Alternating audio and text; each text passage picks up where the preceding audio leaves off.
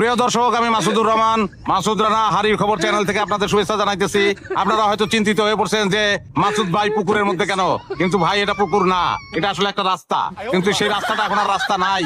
এই রাস্তার অবস্থা জঘন্য, এই জায়গা দিয়ে মানুষ চলাচল করতো, কিন্তু এই রাস্তা এখন গলা পানি। আমি আর ওইদিকে যাই না, ওইদিকে আরো গভীর, তাইলে ডুবে মরতাম ভাই। এই রাস্তার অবস্থা খুবই জঘন্য। যথাযথ কর্তৃপক্ষের দৃষ্টি আকর্ষণ করতেছি যে এই জায়গার রাস্তাটা যেন মেরামত করতে হয়। এটা প্রায় ডুবে যাচ্ছে এরকম অবস্থা।